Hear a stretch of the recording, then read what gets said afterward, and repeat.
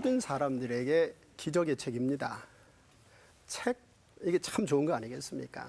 사람들의 그 짧은 생각을 체계화해서 그것을 자신이 소유하고 혹은 누군가에게 소유할 수 있도록 잘 정리정돈한 게 책입니다. 그런데 이런 책은 자연과학에 관한 책도 있고 사회과학에 관한 책도 있고 인문과학에 관한 책도 있습니다. 이를테면 이제 자연과학 같은 경우는 자연에 대한 질문을 던지는 겁니다. 그래서 이 질문에 대한 좋은 답이 이를테면 이제 책으로 묶어지는 거, 이게 이제 자연과학 책이다라고 볼 수 있겠습니다. 가령 예를 들어서 하늘에 비행기가 떴는데 그 안에 많은 사람들이 타고 있음에도 불구하고 그렇게 높은 곳에 비행기가 떴는데 그 안에서 편안함을 느낍니다. 어지간한 높이만 올라가도 아래를 이리 바라보면 약간 그 두려움, 고공공포증이라 그러잖아요. 그런데 그 높은 비행기에 타고 있음에도 불구하고 그다지 그렇게 두려움이 없이 편안할 수 있는 것은 이게 자연과학적 질문에 대한 답을 잘 해놓은 결과다라고 볼 수 있을 것입니다. 가령 예를 들어서 뭐 우리가 터널을 뚫지 않습니까? 그런데 그 터널을 통과하는데 편안한 이유, 그거는 이제 안전한 거죠. 자연과학적으로 안전한 겁니다. 이게.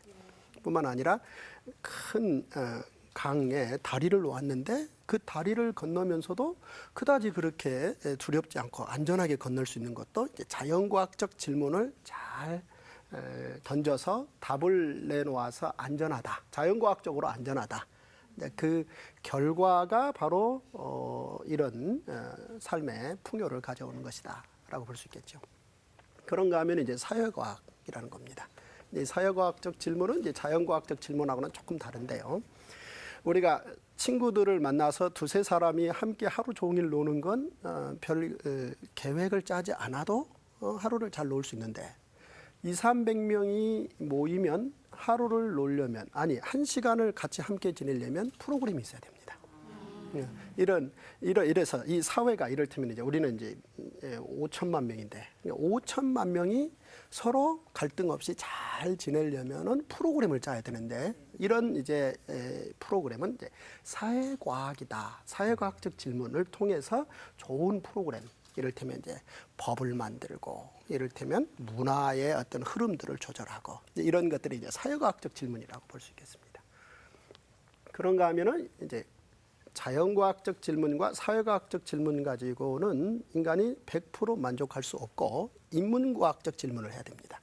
이를테면 지난날의 모든 역사 이야기들을 잘 담아서 체계 있게 소유해야 우리가 과거 시간을 가져야 미래를 바라보면서 오늘 현재를 방향 감각을 가지고 살아갈 수 있는 거 아니겠습니까? 그래서 역사에 대한 생각, 또 그 역사 안에 들어가 보면 이제 많은 문학, 또 철학, 그러니까 이런 어떤 생각들을 이렇게 잘 질문해서 담아놓은 것이 인문과학이고, 우리의 삶은 이렇게 자연과학적 질문, 사회과학적 질문, 인문과학적 질문, 이런 질문들을 담아야 성과가 있는 거라 이렇게 볼 수 있겠습니다. 그래서 오늘 우리 삶이 이만큼 행복한 것은 이 세 가지 분야의 질문을 던졌고 이 질문에 대한 성과들을 늘 서로 쌓아가고 모아가면서 지혜롭게 우리 시대의 삶의 기쁨을 만들어가는 것이다 라고 볼 수 있겠는데요.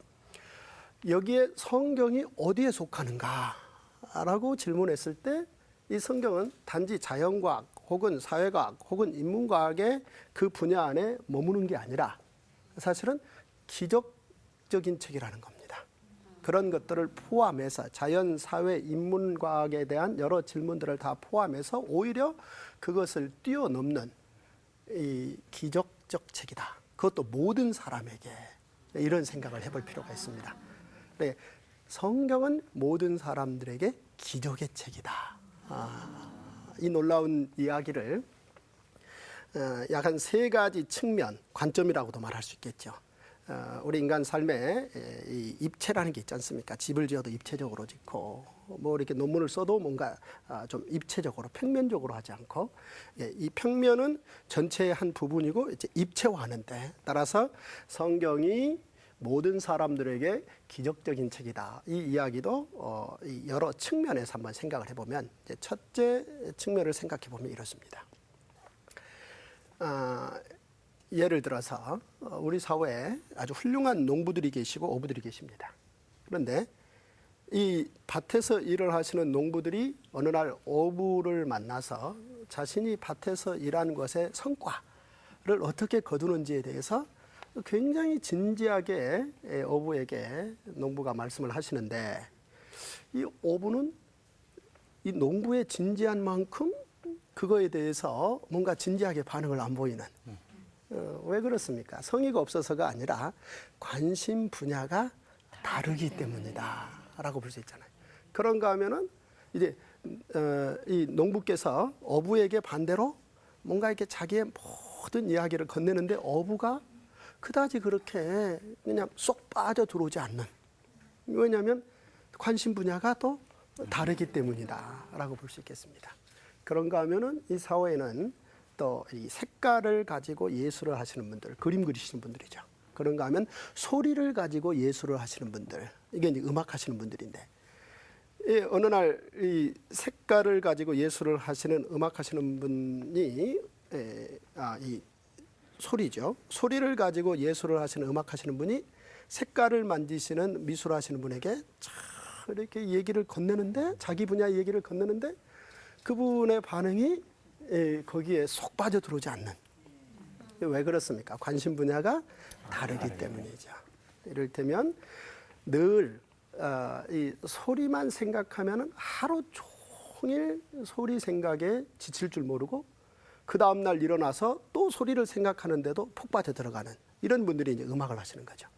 그런가 하면은 색깔만 보면 막 가슴이 뛰는, 그래서 하루 종일 그 색깔을 가지고 힘쓰고 했었는데 그 다음날도 색깔을 보면 지루하지가 않는 이런 분들이 미술을 하시는 거죠.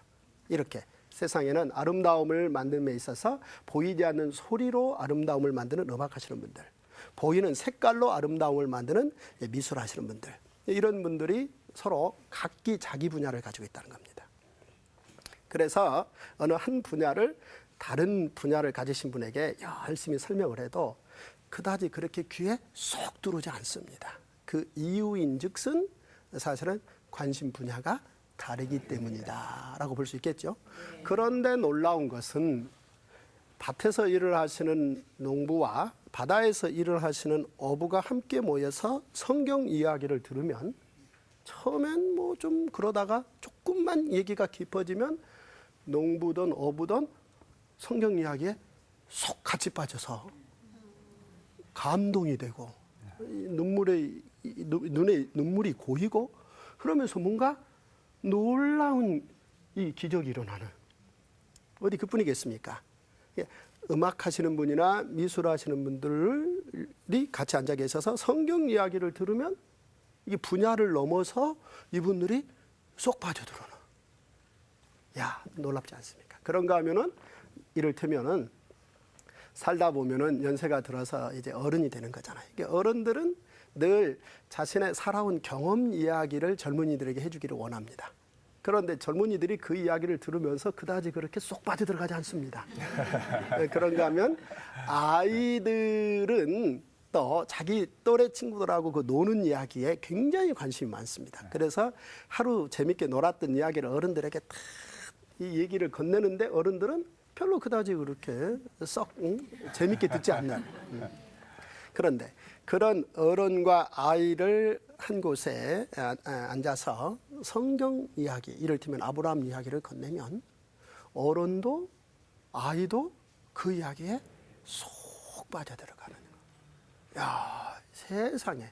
그러니까 모든 분야를 넘어서서 듣는 사람들에게 쏙 빠져들어가게 하는 책은 성경밖에 없다는 겁니다. 그러니까 이게 자연과학에 관심 있는 사람이든 사회과학에 관심 있는 사람이든 인문과학에 관심 있는 사람이든 미술을 하시는 분이든 음악을 하시는 분이든 밭에서 일을 하시는 농부든 바다에서 일을 하시는 어부든 삶의 경험이 좀 있으신 어른이든 아직 삶의 경험이 약한 어린아이든 대상으로 성경을 말하면 성경은 그냥 쏙 빠져들어가. 이런 측면에서 세상의 모든 분야를 아주 쏙 빠져들어가게 하는 기적의 책은 성경밖에 없다. 라는 측면에서 성경은 기적의 책이다. 모든 분야 사람들에게 기적의 책이다. 이렇게 말씀을 드릴 수 있고요. 이제 두 번째 관점, 두 번째 측면은 성경 안에 들어가면 성경에 많은 사람들이 들어있는데, 이를테면 이제 성경 안에는 시간이 들어 있습니다. 약 한 2000년의 시간이 들어 있고, 그 다음에 성경 안에 들어가면은 공간이 들어 있습니다. 약 한 1500곳의 공간이 들어 있고, 또 성경 안에 들어가면 약 한 5000명의 인간들이 들어 있습니다. 이렇게 성경 안에는 2000년의 시간, 1500곳의 공간, 5000명의 인간을 담아놓은 하나님의 통드라마인데, 그런데 5000명의 그 인간들은 한결같이 하나님의 기적을 체험한 사람들의 기록이라는 겁니다. 이게 놀라운 얘기죠. 가령 예를 들어서 성경을 열면 이제 창세기가 나오는데, 그 창세기에 아주 중요한, 빼놓을 수 없는 중요한 인물이 아브라함인데, 이 아브라함에게 있어서 기적이 있습니다. 이 기적이 뭐냐면 아들 이삭입니다. 물론 아브라함의 아내 사라 입장에서도 자신의 평생의 기적은 이삭입니다. 즉 아브라함과 사라 이 내외에게 이삭을 보는 순간 늘 기적이라는 생각이 드는, 와, 기적. 네. 아브라함이 늘 100세 이후의 인생을 살면서 이삭만 생각하면 기적이 느껴진다는 겁니다. 어디 그뿐입니까? 이를테면 이 이삭이 사실 그의 아들 야곱에게도 아버지는 기적이라는 겁니다. 왜 아들 이삭의 아들이 야곱인 거 아시죠? 모르세요? 야곱이 이삭의 아들인데, 이 아들 야곱 입장에서도 보면 자기 아버지는 늘 이를테면 기적으로 태어나신 분, 하나님의 기적으로 태어나신 분, 이 생각이 있다라는 겁니다. 어디 그뿐입니까? 좀 더 내려가다 보면은 가령 이를테면 애굽이라는 큰 나라가 그 당시 있었는데, 그 애굽에 바로 왕이 있었습니다. 근데 이 바로 왕이 한 번은 꿈을 꿨는데, 꿈에 7년 동안의 이 풍년과 7년 동안의 흉년이 이어진다라는 것을 꿈을 통해서 알게 됐는데, 문제는 다가올 7년의 풍년은 좋지만 그 다음에 이어 다가오는 7년의 흉년은 아무리 훌륭한 인문학자든 사회학자든 자연과학자가 다 힘을 합해도 이것을 극복할 수 없다는 겁니다. 이거 큰일인 거죠. 국가에는 많은 인재들이 각기 각 분야에 있게 되는 것이고, 국가의 또 사회 공동체에 어려움이 닥치면 이런 인재들의 힘을 합하게 해서 그 어려움을 극복할 수 있는 건데, 이제 애굽이라는 그 큰 나라에 7년 다가올 흉년은 어떻게 극복할 수 없었는데, 이런 고민하는 바로 왕에게 놀랍게도 요셉은 기적이었다는 겁니다. 이 바로 왕은 늘 요셉만 보면 저 사람 기적이야. 그러니까 뭐 자연과학적으로 박사를 가진 것도 아니고, 사회과학적으로 박사를 가진 분도 아니고, 인문과학적으로 박사를 가진 분도 아닌데, 저 손에서 그 누구도 해결할 수 없는 국가의 재난을 극복하는 기적이죠. 어디 그뿐입니까? 좀 더 내려가면은 모세라는 인물이 나오는데, 모세는 어떻습니까? 이를테면 모세가 떨기나무를 봤다. 무슨 얘기입니까? 떨기나무에 불이 붙었는데 사그라들지 않는 거, 이거 기적.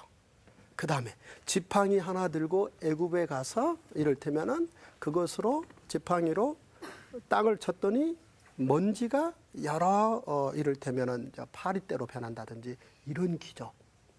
또 그 지팡이로 홍해 바다를 쳤더니 홍해가 갈라지는 기적. 어디 그뿐입니까? 그 지팡이로 또 바위를 쳤더니 바위에서 물이 나오는 기적. 어디 그뿐입니까? 60만 명이 아침 저녁으로 먹을 수 있는 하늘에서 만나가 쏟아지는 기적.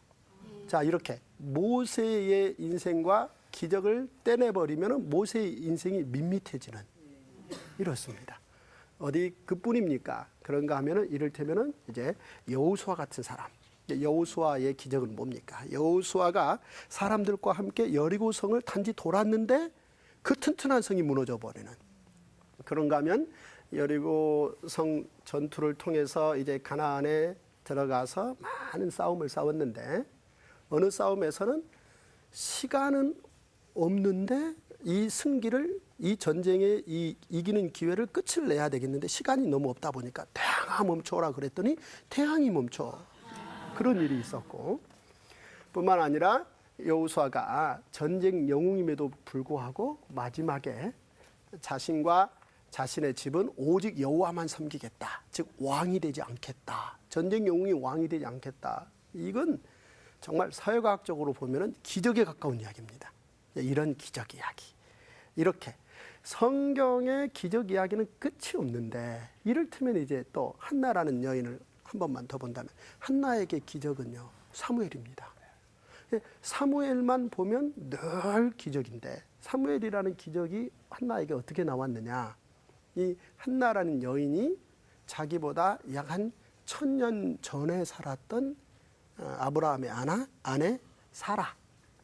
이 사라가 어떻게 하나님의 기적을 체험하고 이삭을 태어나게 했는지를 한나가 안 거예요. 그래서 사실은 한나라는 여인에게 진짜 기적 두 가지는 하나는 사라, 하나는 사무엘. 늘 기적인 거예요. 이렇게 성경의 기적 이야기를 가면 오늘 하루 종일 이어가도 끝나지 않습니다. 그러나 이제 여기서 끝을 내야 되겠죠. 이렇게 성경 안에 하나님의 사람들은 하나님의 기적을 체험한 것이다 라는 이야기입니다. 이렇게 하나님의 기적을 체험한 사람들의 이야기가 성경 안에 가득 들어있다라는 측면에서 성경은 기적의 책이다. 모든 사람들에게 기적의 책이다. 이렇게 말씀드릴 수 있고요. 또 하나, 이제 성경이 기적의 책이라는 또 하나의 관점 이야기는 성경에 기록된 그 하나님의 기적들, 하나님이 하나님의 사람들에게 베풀어 주신 그 기적들은 성경의 기록으로 끝나지 않고 오늘 우리에게도 이어진다라는 놀라운 사실이죠. 그런 측면에서 성경은 또 우리 모든 사람들에게 지금 현재 기적의 책이다라는 놀라운 사실입니다. 그러니까 우리가 성경을 열심히 읽는 것은 읽고 자연과학적 질문으로 마감하고 사회과학적 질문으로 마감하고 인문과학적 질문으로 답을 얻고 마감하는 차원에서만 읽는 게 아니고 그것을 넘어서 하나님의 기적을 체험할 수 있는 소망을 가지고 성경을 읽는다. 이렇게 생각들을 하셔야 합니다. 어이 놀라운 일입니다. 사실은 말씀드렸듯이 이 자연과학적 성과가 하늘을 날게 하고 자연과학적 성과가 터널을 뚫게 하고 자연과학적 성과가 가령 다리를 놓게 하는. 그래 이 사회과학적 성과는 이를테면은 수천 명, 수억 명의 사람들이 질서 있게 삶을 살아가게 하는.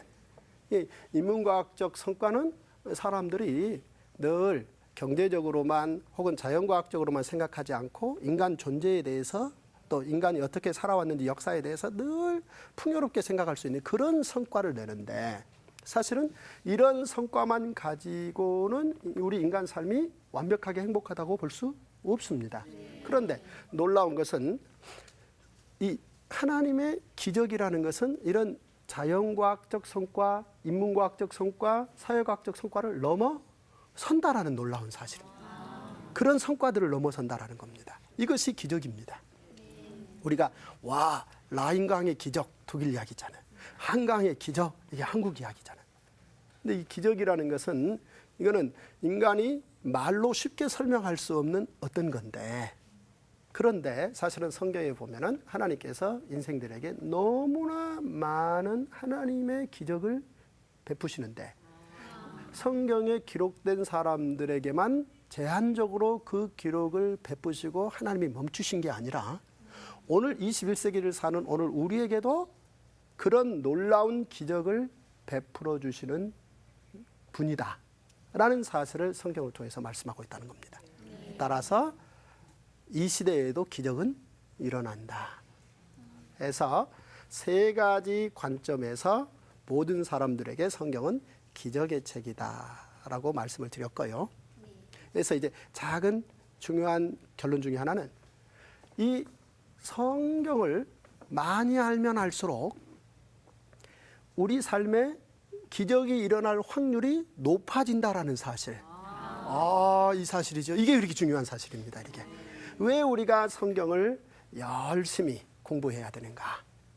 왜 성경을 들고만 다니는 책에서 열어서 한 번 읽고 10번 읽고 공부하고 또 공부해야 되는가? 그 중요한 이유는 그 성경의 그 수많은 하나님의 기적들, 하나님이 하나님의 사람들을 사랑하기 위해서 베푸신, 하나님이 하나님의 일을 행하시는데 동역자로 삼기 위해서 베푸신 그 수많은 기적들이 끝난 게 아니라 계속 이어지는 것이고, 성경의 그 수많은 기록들은 일종의 샘플인 것이지 완성이 아니라는 거죠.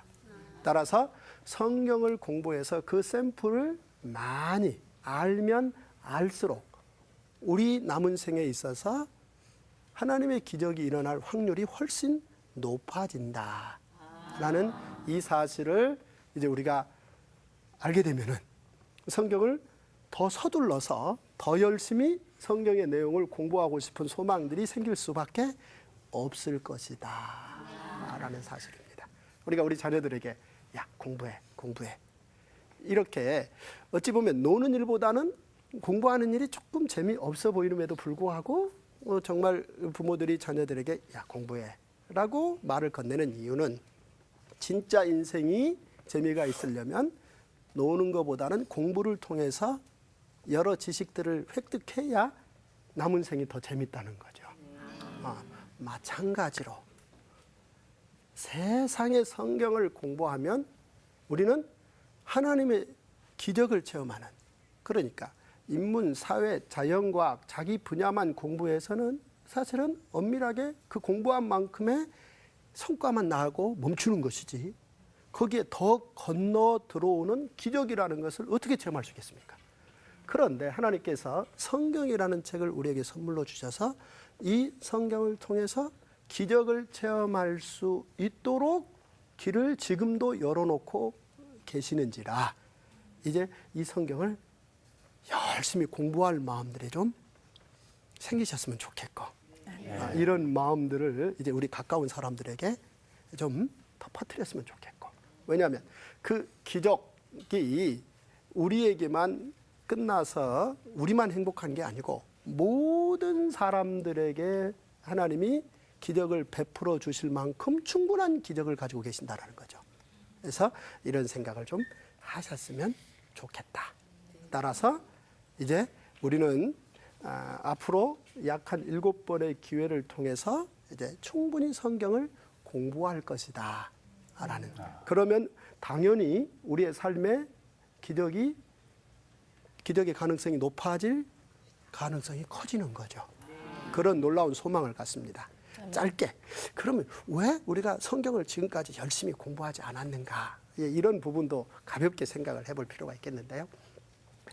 사실 이 성경을 열심히 공부하지 않은 이유 중에 하나는 우리가 교회에서 성경 봉독하는 책으로 너무 그 역할을 이렇게 머물게 해놓는 이런 아쉬움이 좀 있었다는 겁니다. 그러니까 성경 봉독할 때 약 한 2% 사용하고 그 다음에 더 많이 사용하지 않는 이런 측면들이 좀 있었고, 또 하나 기적은 기도를 통해서 나타난다 이런 생각이 좀 지나쳤다는 겁니다. 그런데 성경의 하나님의 사람들은 사실은 늘 기도하는 사람들이었는데 성경의 내용을 가지고 기도하는 사람들이었다는 겁니다. 가령 예를 들어서 한나 같은 경우는 아브라함의 아내 이삭의 내용을 가지고 기도했더니 기적이 체험됐다는 겁니다. 따라서 우리가 늘 성경을 읽으면서 기도해야 된다는 거, 이런 측면에 대해서 좀 더 분명한 생각을 가질 필요가 있고, 또 하나는 우리 예수님께서 바리새인들에게 약간 나무라셨습니다. 왜 아는 것에 비해서 실천이 적냐, 이런 부분인데, 그런 부분에서 이제 실천의 중요성이 강조되어지는 거잖아요. 그런데 아쉽게도 오늘 우리는 사실은 바리새인들보다도 지식이 더 짧습니다.